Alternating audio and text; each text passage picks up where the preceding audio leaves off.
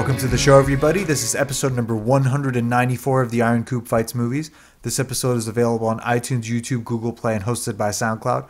I'm Kier, your host. With me on the show today are my co-hosts Emerson. Hey, what's going on? And Everette. Hey, what's up? This week the team reviews Catch Me If You Can, followed by movie, television, and video game news. If you have not seen the review of the week and would like to avoid spoilers, check the show notes for the timestamp so you can still hear our new sections. On to our review of the week. Frank Abagnale Jr., played by Leonardo DiCaprio, worked as a doctor, a lawyer, and as a co-pilot for a major airline, all before his 18th birthday. A master of deception, he was also a brilliant forger whose skill gave him his first real claim to fame. At the age of 17, Frank Abagnale Jr. became the most successful bank robber in the history of the U.S. FBI agent Carl Hanratty, played by Tom Hanks, makes it his prime mission to capture Frank and bring him to justice, but Frank is always one step ahead of him. I'm going to explain our rating system. On this show, we give the titles that we have watched a rating of win, draw, or loss. A win is a title that we would highly recommend, while a draw is a title we didn't love but recognize others may appreciate. A loss means we do not recommend the title. First off, have either of you seen this movie before? Nope. No, this was the first time I saw it. Oh, okay. So Yeah. this is a pretty good movie, isn't it? Yeah. So I'm willing to give my review. Go ahead.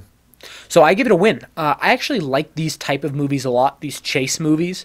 I was shocked to see Leonardo DiCaprio, very young. I really enjoyed this movie. There were a couple parts that were a little slow, mainly towards the beginning before it all gets rolling as I was trying to figure out like where this was going to go. But once it gets into it, I thought it was a really fun movie. It was an interesting plot, an interesting story. That it was based off a true story was interesting. And I looked up some stuff about it after, so it's definitely a win for me. All right, Everett? Yeah, I'm going to give it a win as well. I thought it was a great film. I thought everything about it was pretty good. The acting, the writing, the photography, everything. There was something kind of weird. The intro to this movie, for some reason, I thought that it seemed familiar, and I'm pretty sure The Simpsons parodied it at some point. The same exact thing. I remember the Simpson intro of this, and I didn't know what it was. Oh. Yeah. So that was going through my head. But besides that, we're doing like a Tom Hanks binge. He kind of plays like he's the secondary character in this movie. It's mainly focusing around Leonardo DiCaprio. Well, he's entering a weird time in his career now, where like at his age, he's not supposed to be a giant movie star or like leading man anymore. Mm-hmm. And then that sort of goes away. Like he sort of rebounds later on, as we've seen recently. But yeah. Anyway. Yeah, I mean that's all I had to say. I think what puts this movie over the top is the writing. They never lose sight of what's happening. It's very consistent. So he runs away because his family's falling apart.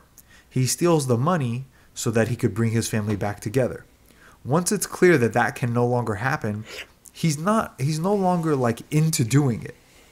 Right. And then the rest is just the fallout of that. So that's why the character's trajectory is not like, I think that's why the movie works so well, aside from like it just being kind of fun and interesting, is that it really holds the pattern. Like you never ask yourself like, wait, why is he stealing this? Because he can? No. It's clear why he's stealing it. Mm-hmm. And then as soon as that his goal no longer exists, he calls Hanratty and he's like, I want out. I don't want to do this. Leave me alone. And then he's basically just on the run. And that's an interesting story too. And then he hits some aftermath. He learns to move on, after doing a couple more stupid things. And yeah, like it's not like he stopped running away even after he realized he couldn't bring his parents together. But the trajectory of the movie went from like he's going to do as much as he can no matter what to meet his goal to like now I'm just trying to survive. So I think that's what a lot of movies would have messed up. They would have gotten way too caught up in like the heist side and forgotten the character arc. And that's why I think Steven Spielberg is really good when it comes to that stuff. That's why almost all of his movies are like critically acclaimed, because I don't even know which ones are not. I probably haven't heard of them, but the reason is he does a really good job of like zeroing in on that character arc throughout the film. Like in Saving Private Ryan, Tom Hanks, he's he's trying to complete his missions just so he can get back home. Mm-hmm. And so like you stay steady on that, and it comes up again and again in the movie, even though you forget about it because there's like exciting things happening. It still comes back to that, whereas other movies lose it. So in this sense, like I forgot about this movie and how good it was, but I was pleased to see like the writing was competent, which we just don't see. We don't see that much of that these days. No, there's a we lot don't. of bad writing, just all around. So I thought that was cool. I don't really have a whole lot else to say. You guys probably have more to say because you haven't seen it before.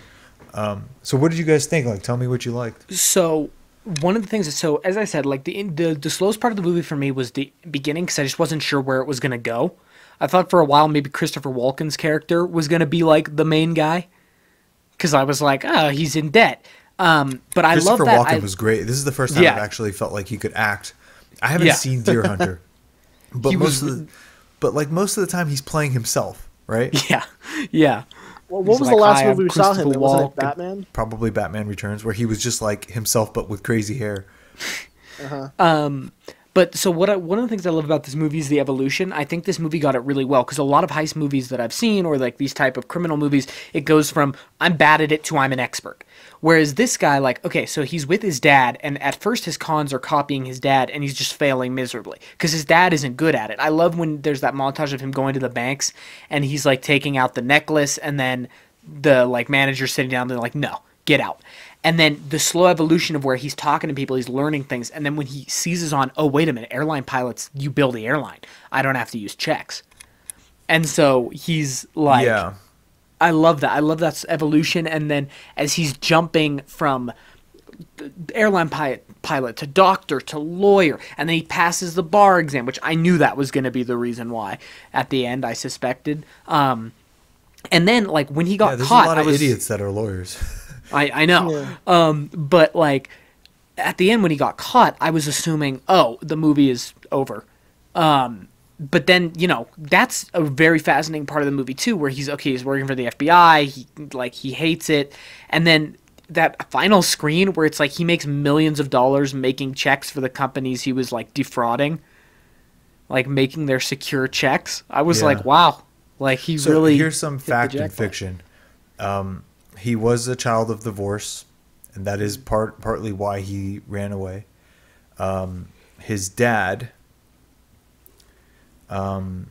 let's see. In reality, Frank Jr. didn't see his father again after running away from home. He also acknowledges that the film and Walken's performance shed a more positive light on the man. He did do the scams. They are different though, and I'll show you. In the movie they simplified them a lot. He did pose as a student newspaper writer to learn as much as he could about being a pilot, and in the same way he got his uniform. Carl Hanratty. In reality, there was no Carl Hanratty. There were likely many agents tasked with finding him. However, one agent in particular served as the main basis for the character, although he preferred his real name not be included. The night with the escort actually happened. The woman even went to the police and reported the fraud. Of course, by then, Frank already had plenty of lawmen after him for stealing a lot more than $400 was how much he paid her. Yeah. Interesting. There was a false arrest in France. It was Frank's womanizing that finally got him captured. While in France, he was spotted by a flight attendant he once dated who informed the police. That sucks. He was arrested by French authorities without any involvement from the FBI. And that's actually way more interesting in the movie. He did almost get married, though it wasn't a nurse who he fell for. Frank did meet a girl who he came close to marrying during his criminal years. He also did tell her who he really was in his crimes, and the relationship did end when she tried to turn him in. Yikes. Frank did indeed spend time in a French prison, and it was even harsher than what was depicted in the film. After serving half a year, he was transferred to Sweden to serve for his crimes there and was treated much more humanely. When he faced extradition to Italy, a judge had his passport canceled, so he would be sent back to America instead. He did work for the FBI afterwards. It's not an unusual practice for the FBI to use criminals with specific skills to investigate crimes similar to their own. It's true that Frank ended up working with the agent who arrested him. And his carefree adventures, I guess, are false. It wasn't always good times shown in the film. He worked diligently to ensure his scams were as airtight as possible and put in tireless work to pull it off. Even criminals have to do their homework.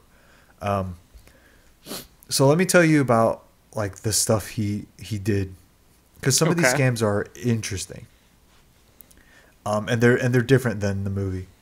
So his first con was his dad gave him a gasoline credit card and a truck to assist him in commuting to his part-time job. He devised a scheme in which he used the gasoline card to buy tires, batteries, and other car-related items at gas stations, and then asked the attendants to give him cash in return for the products. Ultimately, so that wasn't really a scam. It sounds like he bought with credit and returned with cash and left his dad with the bill, which was $3,400, which was an equivalent of $70,000 in 2019. Jesus Christ. Holy. Yeah.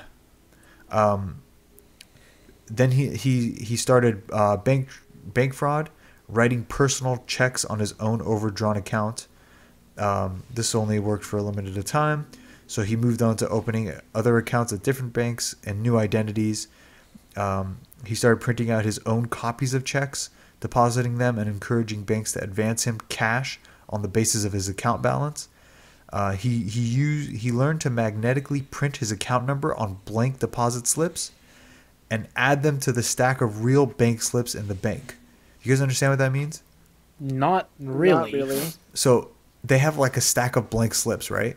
So if someone wants to make a deposit, they like take those blank slips and fill it out, and then the deposit goes to the right account. He somehow like wrote his own account number on there, and then slipped it into the blank pile. So when other people were depositing money, it went to his account. Yeah, I don't know how could they miss that, but yeah, it was so other people's money was being deposited to him. It's pretty ingenious. Yeah, also a little evil. Yeah, like it sounds like he's like, because the movie makes it like, oh, he's mainly just like stealing from like corporations. Yeah, steal from the banks if you want, but don't steal from like the people's like my $300 deposit. He noticed the location where airlines and car rental businesses such as United Airlines and Hertz would drop off their daily collections of money in a bag and then deposit them in a drop box on airport premises. I'm surprised this one wasn't in the movie. Using a security guard disguise he bought at a local costume shop, he put a sign over the box saying "out of service," placed deposits with a security guard on duty, and collected the money in that manner. Later he disclosed how he could not believe this idea had worked, stating with some astonishment, "How can a drop box be out of service?" I mean, that's a smart one. That's a pretty smart one. Let's see. He was arrested in California. So he was arrested in California by the FBI. And then I think that was his first arrest. And then the article goes into like his various impersonations. So I'm not sure if like it's going back in time to tell this part. He decided to impersonate a pilot to look more legitimate when cashing checks. He did the lost uniform thing, and he got a fake employee ID number. It doesn't say how he did that. And you'll notice with a lot of these, there's like a certain detail that's like really important. Yeah, that they don't want to add because they don't want other people. Yeah, and you're like, how did he do that part? Because I could pretend to be a pilot, but how did he get the employee ID number? They don't want to say it because there's probably some way that's like relatively easy if you know it. Yeah, he probably just asked for one, and the lady's like, "Oh, well, let me just make another one for you." Yeah, exactly. I mean, wait, what year did this take place again? The 60s. Well, 70s? he got arrested in 1965 in California. So they probably had like address books with all those numbers written down. He probably just snatched one of them. Well, it was a fake one. He made one for himself. So I'm guessing is like he said he lost it and he couldn't remember it, and and they just generated a new one for him is what I'm guessing. Anyway, he forged a aviation license, and he flew between the ages of 16 to 18. as deadheading the way that he was in the movie. He also started to get gray hair as a teenager, and that helped him pass. He also stayed at free hotels, and all the expenses were charged to the airline. He said he was often invited by pilots to take controls of the plane in flight. On one occasion, he was offered the courtesy of flying at 30,000 feet. He took the controls and enabled the autopilot, very much aware that I had been handed custody of 140 lives, my own included, because I couldn't fly a kite. I mean, it's like, even here, I think you'll see his quotes. He tries to paint himself as better. I never did anything that would have endangered others. Like, that's where I drew the line. But it's like, you took it. It says here that he took the seat many times. Yeah, so he's a piece of shit a little bit. And how did he enable autopilot? Do you know how to enable autopilot? Like, no. The moment you sit in a chair? Yeah, so he did it many times. Yeah, so what I'm guessing, like, he's not like completely like, wow, this guy's like evil, but he is a piece of shit. Like, he's lucky he didn't get someone killed. Right. Well, giving him the benefit of the doubt, I know he's a criminal and a douchebag, but you said he did this many times, right? So I'm assuming he had enough of an experience watching the pilots do this kind of thing. Yeah. To have some basic idea. But there are people on that flight. Like, they paid for a pilot to fly the plane. They don't want to die. Physician. For 11 months, Abagnale impersonated a chief resident pediatrician in a Georgia hospital under the alias Frank Williams. He chose this course after he was nearly arrested disembarking from a flight in New Orleans. Afraid of possible capture, he retired temporarily to Georgia. When filling out a rental application, he impulsively listed his occupation as doctor, fearing that the owner might check with Pan Am if he wrote pilot. That's crazy. Like, you could not pass a check by just saying, like, you're a doctor now. People, like, want to see your bank statements and stuff. Exactly. After befriending a real doctor who lived in the same apartment complex, he agreed to act as a supervisor of resident interns as a favor until the local hospital could find someone else to take the job. He didn't have to do much because a lot of interns were eager to do the work. And then one time, here's another time where you're a piece of shit. However, he was nearly exposed when an infant became critically unwell from oxygen deprivation, and he didn't initially understand the meaning or gravity of the situation when a nurse informed him of a blue baby. He left the hospital only after he realized he could put lives at risk by his inability to respond to life or death situations. Oh, what a nice guy. It seems more like he started to realize his ineptitude was going to ask questions. Yeah. I mean, they kind of showed that in the movie with that kid that fell off his bike. Yeah, but a blue baby. Yeah, but that wasn't the only time that happened. He was putting people's lives at risk the entire time. And it was only when he was, like, clearly going to get busted that he was like, this is not right. I got to go. So then he was an attorney. While posing as Pan Am First Officer Robert Black, Abagnale forged a Harvard University law transcript. See, like, how did he do that? Maybe it was easier to do back then? Oh, it used to be easier. So the movie actually shows us, and I know this is a real forging technique that was used a lot. He's just, he's taking, like, you find somewhere where a seal is, and you put in a seal on a relatively official looking document, and it looks legit. Modern day, like your degree, Kia, and my degree, they have an electronic filing number that the university possesses that matches. And what happens is when we, like, apply to a job and, like, have our proof of degree, the electronic filing number is what the company checks. They contact the university to ensure that all this is real on the university side. Right. Yeah. Okay. So he forged the transcript. He passed the bar exam. He got a job at the Louisiana State Attorney General's office at the age of 19. He told a flight attendant he had briefly dated that he was also a Harvard law student, and she introduced him to a lawyer friend. Abagnale was told the bar needed more lawyers and was offered a chance to apply. After making the fake transcript, he prepared himself for the exam. Despite failing twice, he claims to have passed the bar exam legitimately on the third try after 8 weeks of study because Louisiana at the time allowed you to take the bar over and over as many times as you needed. It was really a matter of eliminating what you got wrong. So there you go. In his biography, described the premise of his legal job as a gopher boy who simply fetched coffee and books for his boss. However, a real Harvard graduate also worked for the Attorney General, and he hounded Abagnale with questions about his tenure at Harvard.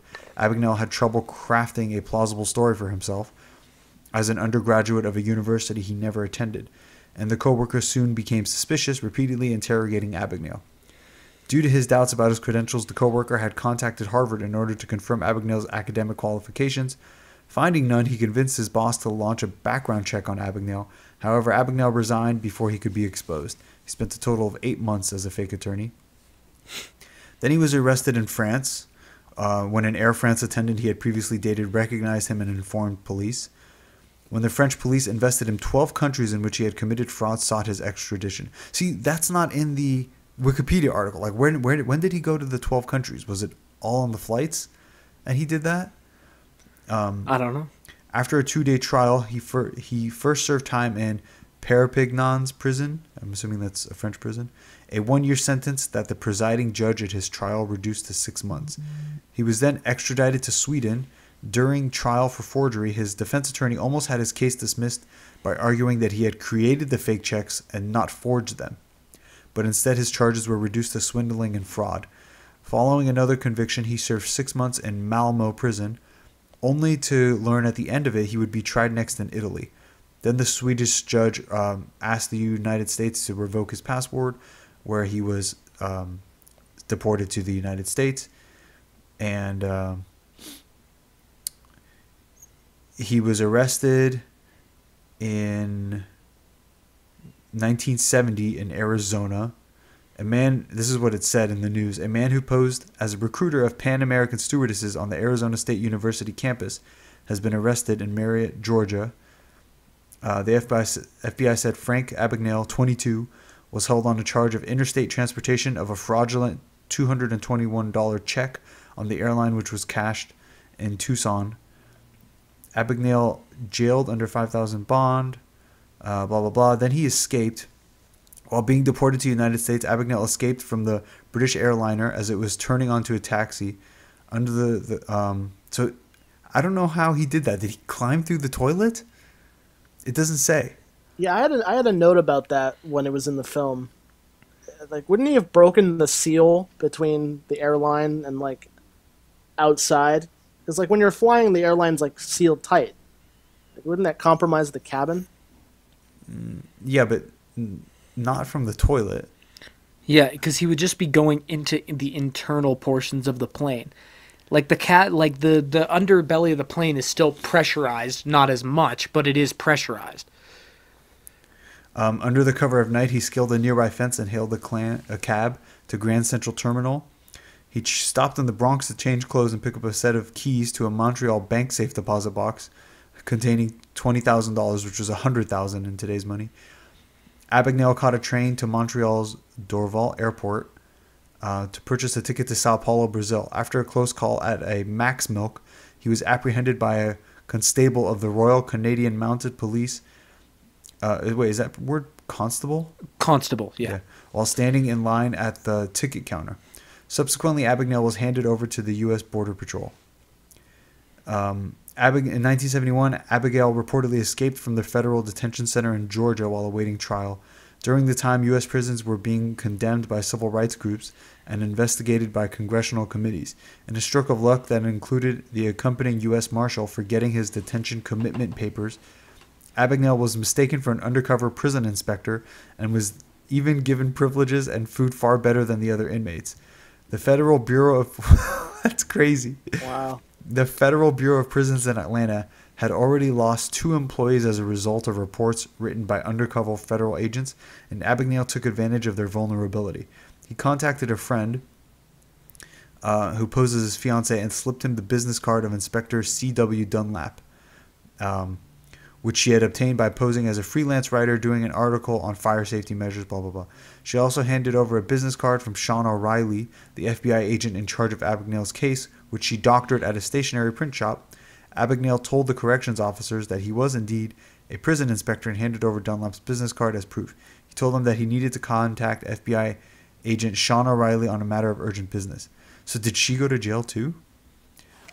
Don't know. O'Reilly's supposed telephone number was dialed, and the call was picked up by Gene Sebring at a payphone in an Atlanta shopping mall, posing as an operator at the Federal Bureau of Investigation. Later, he was allowed to meet unsupervised with the FBI agent in a predetermined car outside the detention center. Incognito, Sebring picked up Abagnale and instead drove him to an Atlanta bus station where he took a Greyhound bus to New York and soon thereafter a train to Washington, D.C. He then buffed his way through an attempted capture by posing as an FBI agent after being recognized by a motel registration clerk. Damn, he really got around.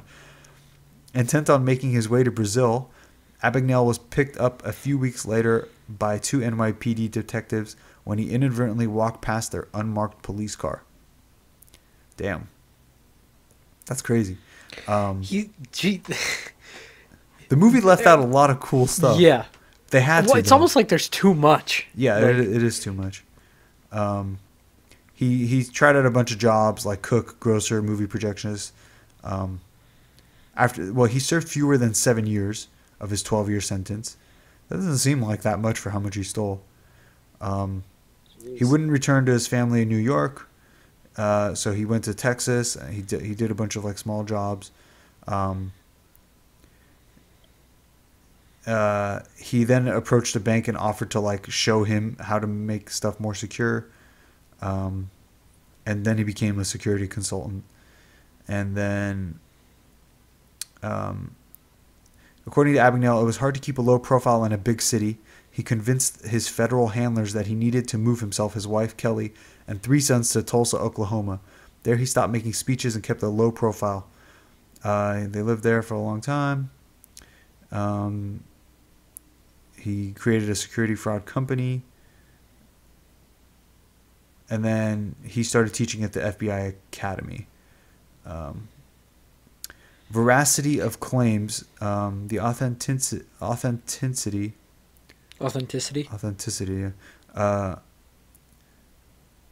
Abagnale. So, a lot of the things. Okay, I'm just gonna read it. I'm assuming people are just like challenging his claims, right? Well, the authenticity of Abagnale's criminal exploits was questioned even before the publication of Catch Me If You Can.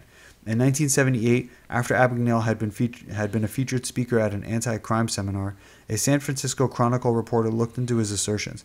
Telephone calls to banks, schools, hospitals, and other institutions Abagnale mentioned turned up no evidence of his cons under the aliases he used. Abagnale's response was, "Due to the embarrassment involved, I doubt if anyone would confirm the information." He later said he had changed the names. In 2002, Abagnale addressed the issue of his story's truthfulness with a statement posted on his company's website, which said in part, "I was interviewed by the co-writer only about 4 times. I believe he did a great job of telling the story, but he also over-dramatized and exaggerated some of the story. That was his style and what the editor wanted. He always reminded me that he was just telling a story and not writing my biography." Makes sense. Yeah, I mean, and the hospital's denying it. Do you want to be the hospital that's like, yeah, we gave a doctor like control of a ward with no background check? Nobody wants to be the guilty one. His son works for the FBI.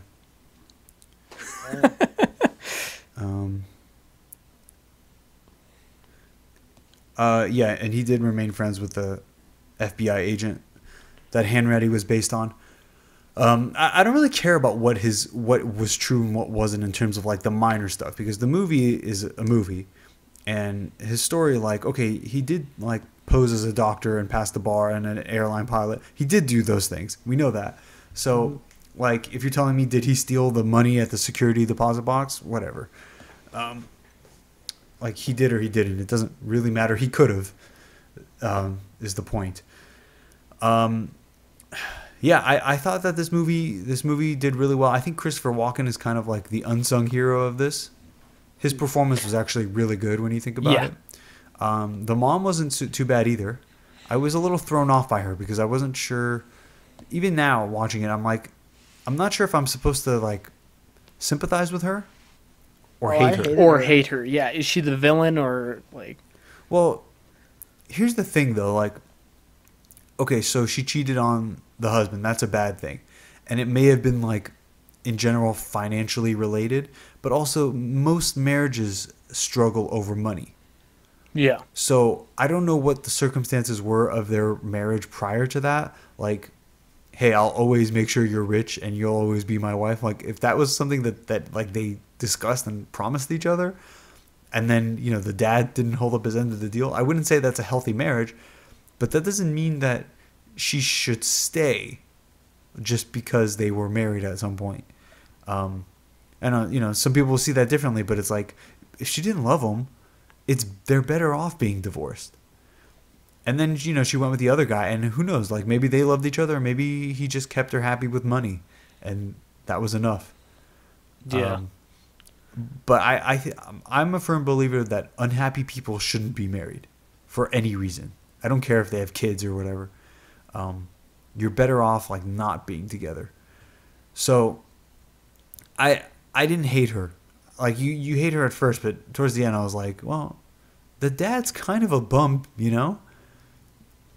Like, remember when he was telling him to not quit?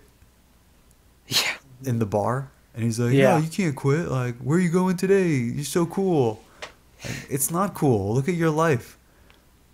Like, you're sending him down the same path. So I know. So, like, okay, so she left that guy? So she's a bitch now? Like, she's not. I don't know. Maybe they're both annoying, and that wouldn't be the first time that both people in a marriage were kind of not great people.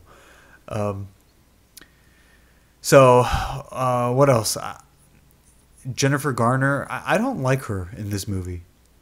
I think she did a fine job acting, but I just don't like her. Yeah, it was just one scene, but I don't know. I don't really like her in general. I think this might be Leonardo DiCaprio's best film. Really? Like acting of all the other ones he's made? I like Inception more as a film, but I think his acting here... He has a lot of range here, too. Yeah, he was pretty superb in this film. I know he won for Wolf of Wall Street, but at that point he was... I don't like that movie. I don't either. So what else? Like, there's The Revenant. Did he win for Wolf of Wall Street, or did he win for The Revenant? He won something for Revenant. I think he won for Revenant. I think he won an Oscar finally for Revenant. Revenant is good. I think he's better here. Let's find out. And then he was also like in J. Edgar. I'm looking at his filmography: Titanic, The Man in the Iron Mask, which I haven't seen, Gangs of New York, which I think Daniel Day-Lewis won. I wouldn't mind watching a bunch of his films at some point. Yeah, at some point. The Aviator, which was not that great. The Departed. Actually, he might have been a better actor in that one. Blood Diamond is one of my favorite movies. I never saw Body of Lies. Revolutionary Road was kind of pretentious. Not a huge fan of Shutter Island. Did you guys see that? No. Heard it was good, though. Inception. J. Edgar. Django Unchained. You could say like his acting was good there too. That movie, I'm not so high on Tarantino anymore. The Great Gatsby I didn't like. Wolf of Wall Street I didn't care for. The Revenant, and seems like some other stuff that hasn't been announced. You know, his filmography could rival Tom Hanks. They're not my favorite movies other than Blood Diamond, but you know, like Saving Private Ryan, you could put that up against Titanic. I would still pick Saving Private Ryan, but like most people might pick Titanic. So, Gangs of New York. Dude, I love The Departed. I think I put The Departed in my top 10 films of all time list. I haven't seen it in a while, but yeah. This could have also been like a Scorsese film, right? Like, you can picture that? I can picture it, yeah. Sort of got that art style to it. All right, let's go into Fight of the Week. Yeah. So, in the movie, there is a scene in which Tom Hanks' character basically has Leonardo DiCaprio. He's in the room with him. He's got him. And Leonardo DiCaprio talks himself out of the situation. Smooth talker. Kia, me and Everette are FBI agents. We have broken down the hotel room. You've been committing all these scams. We're in the room. We're armed. You are not allowed to physically counterattack. You can't do that, okay? You walk out of the bathroom. How do you talk your way out of this? It's me and Everette. And it's you. So the craziest thing about that is, like, he hands him his wallet and doesn't doesn't check. By the way, what was the significance of him constantly tearing off the labels? I don't know, because he was doing that at the beginning of the movie too. Remember, with the wine bottle? Yeah, and then he had them in his wallet. I don't know. I guess it like makes it feel like a full wallet. I don't know. Yeah, that's kind of what I thought. Maybe it just added stuffing. Didn't he have like a bunch of cash at some point? Yeah, so like maybe he had a fake wallet specifically for that. I don't know. It's strange, isn't it?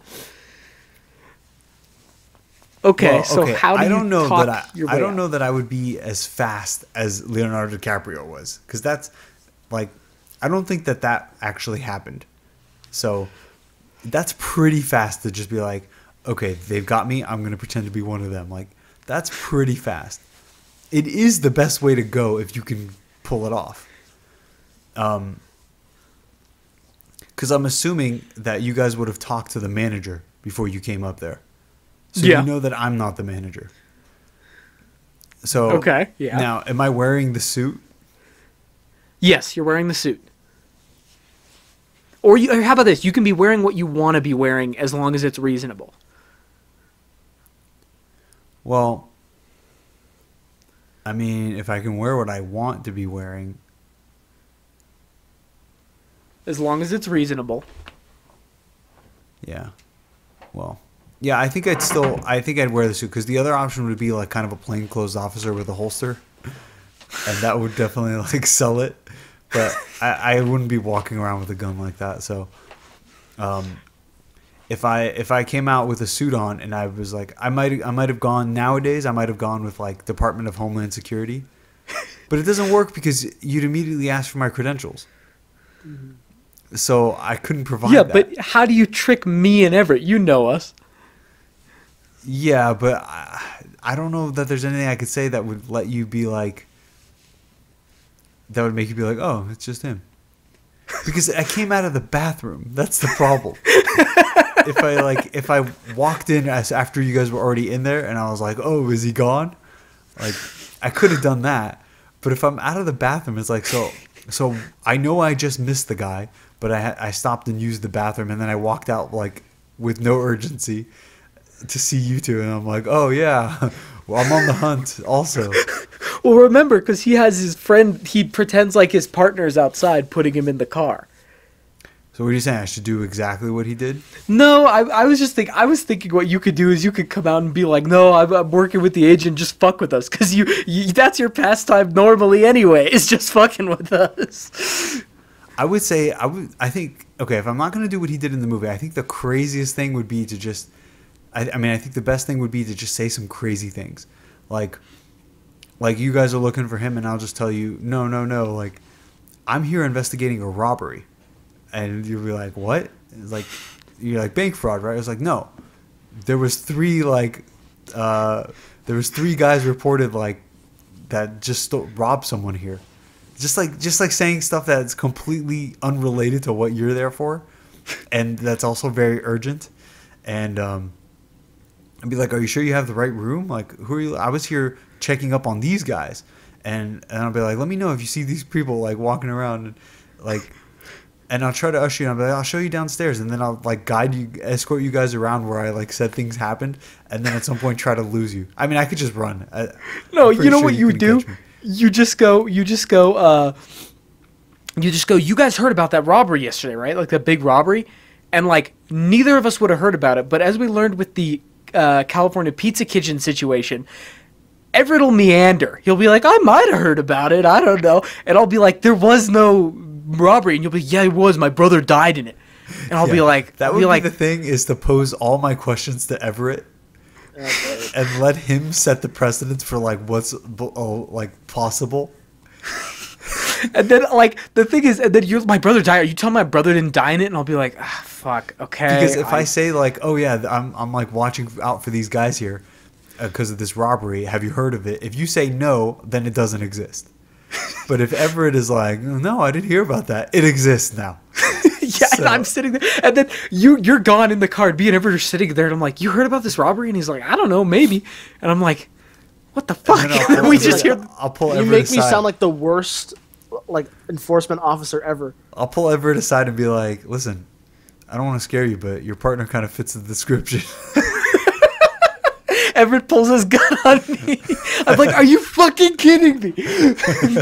Hey, all I'm saying is during the California Pizza Kitchen incident, there were 3 other people there who had heard what actually happened, and nobody agreed with me. Everyone was like, no, that makes sense. I don't know. And I'm sitting there like arguing against the wall till I broke. Did we ever say what that was on the podcast? I don't know if we did. No, I don't think we ever told that story. Long story short, I pulled like a lie. Like I lied to all of them just for fun, and I convinced them that Jade was working at CPK because she couldn't afford, mainly to guilt Emerson because he was being kind of elitist about like people working at CPK.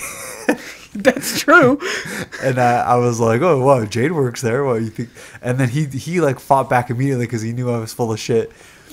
And I convinced all the other people that were there that it was true.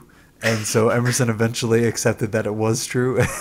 And then I told him I was No, what got me to accept it is you started acting like really offended and like genuinely hurt, and I was like, all right, I guess I'm being an asshole. Okay. And then like the minute it happens, you start quoting fucking Mysterio and being like, lights, camera, I told you we got it. Like Drop the illusion. people. Yeah, drop the illusion. And I was I was fuming because Blake, Everett, and Cameron were there, and all 3 of them had been there when you had said Jade was going to like visit someone or something, and that's why you weren't there. All 3 of them had been there when it was originally said, and everybody was like, "No, I guess she could be working at CPK." Wasn't Jade there too, sort of like helping him? She was At the end, eventually. yeah. I brought her in on it. It was like over a period of days. What actually sealed the deal on that was when I said like sometimes teachers need to work second jobs, and no one took the bait except Blake. Finally was like, well, to be fair, I have heard of that. That was it. That's all I needed. Yeah, but it's stupid because you had directly said what she was actually doing like the week before. Yeah. And everyone had been there. But Yeah. nobody decided to like recall that. So anyway, let's move on to the roundup. I watched The King of Staten Island. Has anyone seen that? It's on With HBO Bill Burr Max. and the SNL guy. It's the SNL guy. Bill Burr is there. He's the mom's boyfriend. The mom is Marissa Tomei. It was pretty good. I don't know that, like, I think the character arc got a little muddy towards the end. Like, I think they thought that they had a clean arc, but they actually didn't. And then when you think about that, some of the side characters also didn't really have a great arc, but it wasn't a bad movie. I wouldn't stop anyone from seeing it. Check it out. It's interesting. I enjoyed it. I was watching it while I like played video games. I also on Reddit I was turned on to the Last Jedi documentary on Disney Plus. Have you guys seen this? No. No. Is it good? So I didn't know this, but Disney Plus has like all the deleted scenes and extra blah blah blah. It has it in the extra section when you click on a movie. Okay. So you can go watch this on Disney Plus. I wouldn't say it's a good documentary. I think it's incredibly interesting and in hindsight completely hilarious, because I think that they thought that they were going to show like the struggle of making the movie. And then, be like in the end, you're supposed to, having already watched the movie, been like, well, it all worked out. But knowing what you know, like when Mark Hamill's up there and he's just like, I fundamentally disagree with what's happening here. And it's like, there's no, because it's implied, I think, that you watched the movie and liked it. And that you think that Rian Johnson was right and that it was good. Actually, not even a debate. Like, of course it was good. It's Star Wars, But it's not good. So when you watch that, and like literally every time Mark Hamill is talking, he's saying like, yeah, I don't know about this. It's pretty funny. And then like some of the guys are like the set designers, they're creating all these sets, and you look at all the weird shit he came up with. And you know that time where Luke Skywalker was milking the alien? Yeah. Mm-hmm. Like they're showing that scene. They created the actual monster, the actual alien. Like it's real.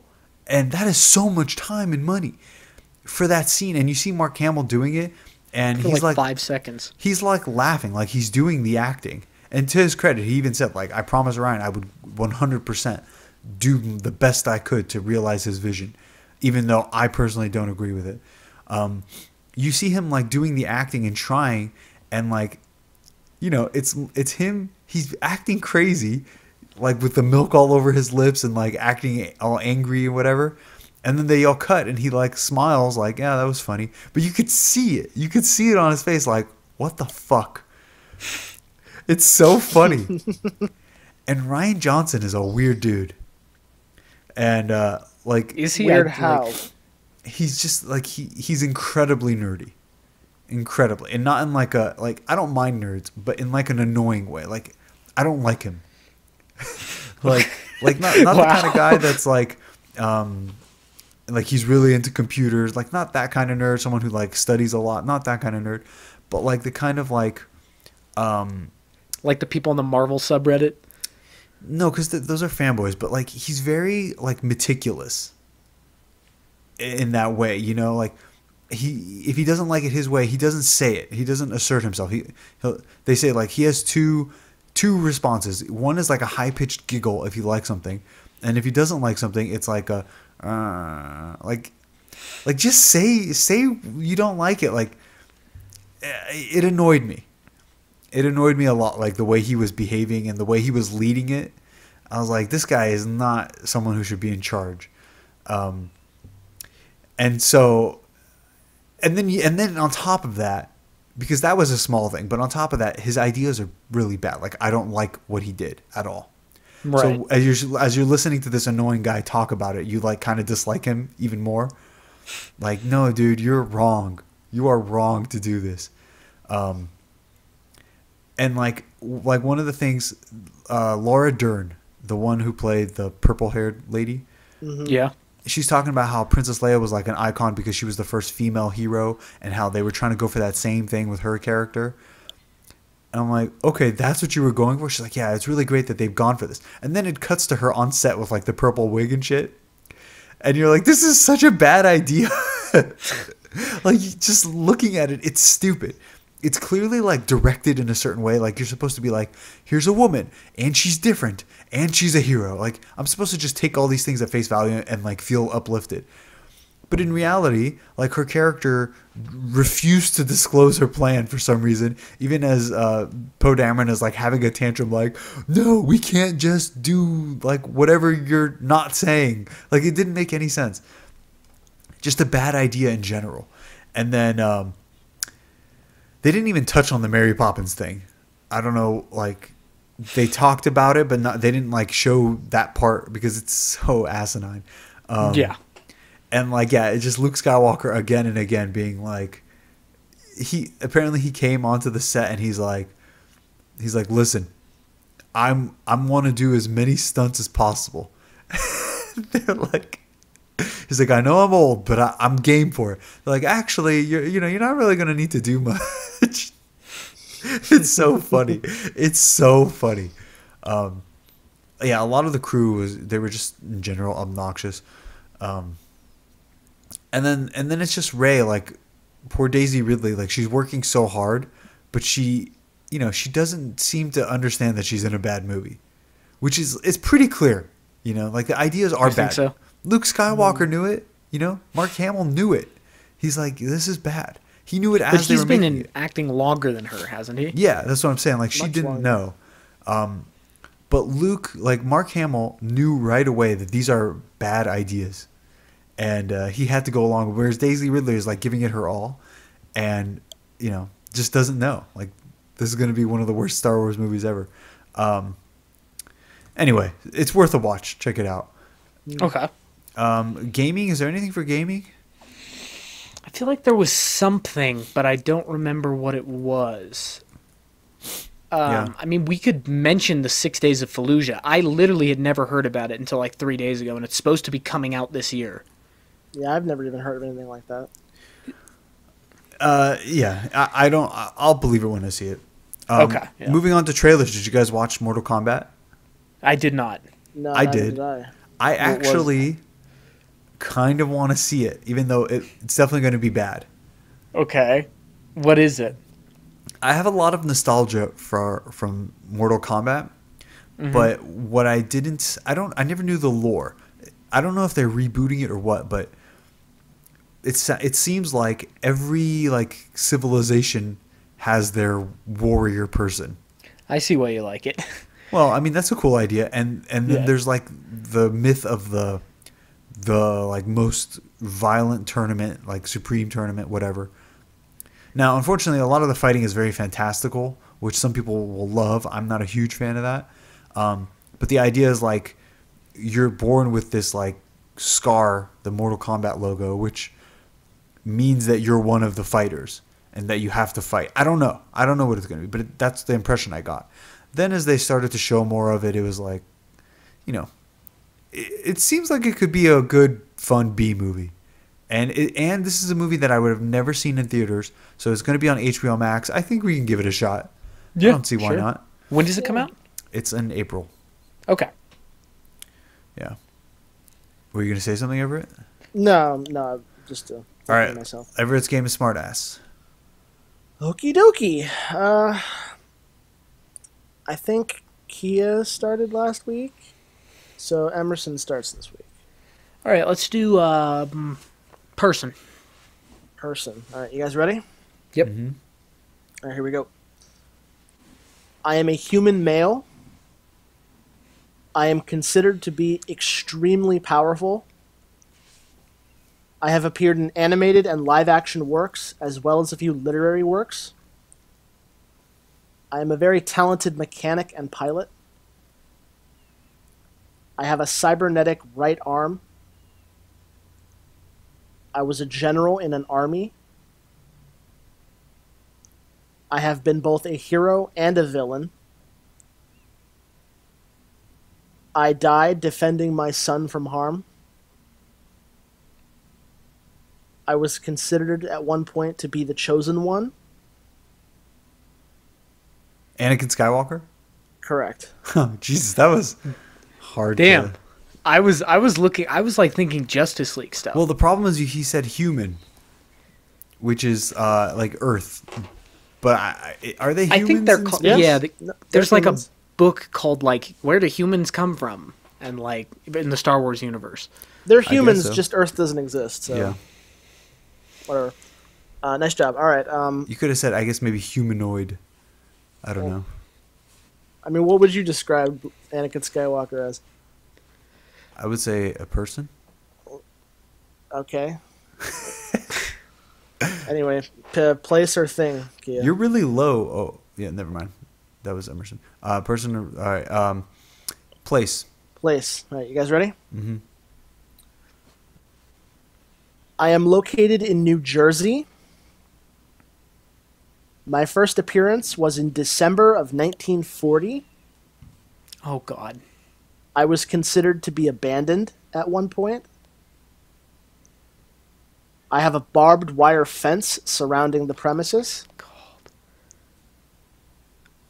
No civilians are allowed on this site. In World War II, this location was under the control of the Strategic Scientific Reserve. What the fuck was it called? This location was destroyed in a missile attack. Oh, fuck. I don't know what it was called. I knew the minute he said the first location. I just don't remember what it was. Fuck. This location was an unintended stop on the time heist. It was eventually operated by Hydra. It stored one of the Infinity Stones at one point. It housed Zola's brain. It held the offices of Peggy Carter and Hank Pym. It's where Captain America trained. We don't know the name. Yeah, I know. We know where it is. My initials are CL. So it's camp. It's camp something. Camp Langford. No. Fuck. Is there gonna be another hint, or do we just have to keep That's guessing? it. Those are all the hints.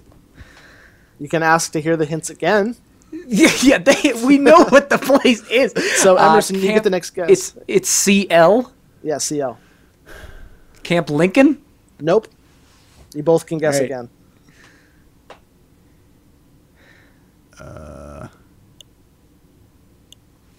I don't know.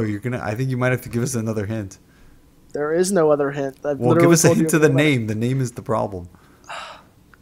Okay, so you know the first word is camp. The second word starts with an L. The second letter of that word is E.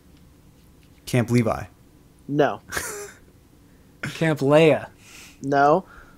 Okay. Kia, repeat what you just said. Camp Levi? You Camp are close. Lehigh. Correct. Yeah. Fuck. Camp Lehigh. I knew I kind of knew I knew it on the first one. I was like, I bet it's that fucking camp. I didn't know it on the first one at all. I just didn't know what the name was. All right. The last thing is thing. You guys ready? Yep. All right. I can be wielded with either one or two hands. I can change size based on who's using it. I can create large and powerful energy blasts. I emit low levels of gamma radiation. I have appeared in 5 films to date. Infinity Gauntlet? No. I was about to say it. I was about to fucking say it. It is believed to be of Chitauri design. This item was used to kill Agent Coulson. This item has fueled many of Hydra's experiments in the modern day. This item had a large part to play in the Battle of New York. This item is gold and silver in color. It possesses 2 large, sharp blades.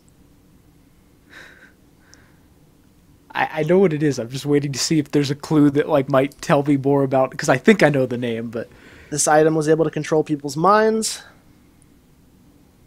This item held the Mind Stone in secret. is it the scepter? Loki's Correct. scepter? Correct. It changes sizes in people's hands? In the first Avengers movie, there's a small version, like the shortened version. There's the long version, and then he turns it into a can at one point. Oh. I mean, I knew there were 2 different lengths. I thought that was just Give like, me the prop. extra question. Okay. Your extra question is, who removes the Mind Stone from the scepter? Okay, so thank God I just watched Avengers: Age of Ultron, but I need you to be who physically does it? Who physically who- does it? Ultron. Correct. Okay. All right, so you both got 2 points this week. All right. Thank God I just rewatched that. All right, so the current score is Emerson 15.5, Kia 13.5. All right, on to news. There apparently may be a new Transformers film Oh no. called Yeah. Beast Alliance. Wait, say that again? Beast Alliance. Yeah, that's what I'm Yeah, Emerson, it's the dream. It's going to be Stephen Caple Jr., who directed Creed 2 in the director's chair. Ooh. It's said to take place in the same timeline as Bumblebee with a 1990s setting. It's Oh, noted that yes. Beast Alliance will have the flavor of a heist film that will span from Brooklyn to South America. Oh man, Emerson, it's good. It's gonna be great. Please no. I will fly out to Colorado and I will watch. No. I will watch that movie with you in theaters. Please no more. For those who don't know, the last like 3 Transformer movies, me and Everett have gone to see them, and they're all long as fuck, and I always have something important the next day, and it's just awful. Yeah, the last 2 times we went to see in theaters, something bad happened each time, and So in hindsight, it's hilarious. there's no word on who this actress will play, but Jennifer Lawrence is reportedly in talks for Fantastic Four. Well, that would be Sue Storm, right? I assume, and that Who? wouldn't be unless it's like a female Doctor Doom, maybe. a minute, Jennifer what- Lawrence is the rumor. Oh, really? Not crazy about that. Okay. Also, blah blah blah, is that there's currently no script in place for the Fantastic Four movie, and Marvel Studios has only just began meeting with writers this month. So, still a while off. Yeah, so. Okay. So we're not going to see John Krasinski show up in WandaVision, I assume. I mean, what kind of stuff do you think they could even possibly pull for Fantastic Four? Like, with the scope we're in right now in the MCU, we've already done the biggest things possible. Well, I mean, don't the Fantastic Four have a lot to do with, like, Galactus and Doctor Doom? I mean, Yeah, if you could fit but- Photon into this stupid universe, then, like, why can't you but put Photon Fantastic in that Four? entire I'd prefer thing is Photon to awful. replace Captain Marvel, by the way. That would I do be too. nice. Yeah. I'd agree with that, actually. You can't have two of them, though. That's too much. It is, yeah. So, there's been a Supergirl cast. After an extensive casting search with 425 actresses, director Andy Muschietti has announced that the Boston-born Colombian actress Sasha Calle, or Callie, I don't know, the young and the restless, socially awkward, has been cast as Kara Zor-El, aka Supergirl, in the highly anticipated superhero movie, The Flash. Oh boy. What? Supergirl is going to be in the Flash movie. Why? What purpose would that serve? Don't know. But yeah, so she's Hispanic looking, which is interesting. That's fine. Yeah, I mean, I don't know if they're trying to match Henry Cavill's like dark hair features. I don't know. Gina Carano alleges that she was bullied by Disney. I've been through so much and I've seen so much now clearly of the bullying that's been taking place, and I saw it before. Sounds like Trump. I'm not the only one that's ever been bullied by this company, and I know that so deeply. I could share a story which would turn things around in the media, but I can't because it would sell out a friend. Everyone is afraid of losing their job. The thought of this happening to anybody else, isn't that kind of like Trump's MO? Like, I could say this right now, but I'm not going to say it. The thought of this happening to anybody else, especially to somebody who could not handle this the way I can, no, they don't get to do that. They don't get to make people feel like that. And if I buckle, it'll make it okay for these companies who have a history of lying. Blah, blah, blah. No one cares. I mean, the problem is her character is worthless. So, like, it really doesn't matter. It's just like a fight between her and Disney. Like, no one cares. There's some set photos from Hawkeye of, like, the people in tracksuits, which is a direct reference to the Hawkeye comic. The one that I'm emulating my art on, by the way. So, Okay. so that's a good sign, I would say. Movie sequels as comics. This July, DC Comics will revisit the world of Richard Donner's Superman, the movie, and Tim Burton's Batman. Writer Rob Venditti is teaming with artist Wilfred Torres for Superman 78, while screenwriter Sam Hamm and artist Joe Quinones are delving into Batman 89. They will have 6 digital chapters of each new series on July 27th, followed by new chapters of each comic book for 6 weeks immediately to follow. It's kind of weird. Yeah. It's pretty cool, though, if they're turning those movies into comics. Yeah, didn't they already have sequels, though, as movies? Like, why aren't you picking up after Batman Returns? Why are you putting a sequel? It's weird. Somewhat relevant. Rian Johnson's Star Wars trilogy is still expected to happen. God. I do not want to see that. Jesus Christ. Okay, well, when they say Star Wars trilogy, they mean what? He was supposed to do like a continuing earlier up era where he left trilogy. off? No, an earlier. The New Republic stuff, or yeah, how could he finish where he left off after Last Jedi? sorry, I was just a little confused. Yeah, no, that's gonna be awful. He originally had a trilogy that they announced prior to Last Jedi. Then everyone hated it, and like we haven't heard a word about it since. And so this story is basically saying it's still happening. J.J. Abrams is working on a Justice League Dark reboot for HBO Max, but it seems like there are pretty big plans in place for John Constantine. So I guess that means that. Okay, so they're rebooting Constantine for HBO Max, is basically what that says. All right, and Tom Hanks' filmography. What's up for next week? Have we gone through the best stuff so far? Let me take a look. I eagerly await till we hit Cloud Atlas. Catch Me If You Can. Okay. The Lady Killers. Yeah, I don't know what that is. Okay. Yeah, let's watch The Lady Killers. I saw this in the theater as a kid, and it's an interesting one. I don't remember anything about it. Let's do Lady Killers next week. It'll probably be a shorter episode. All right. I'll see you guys next time.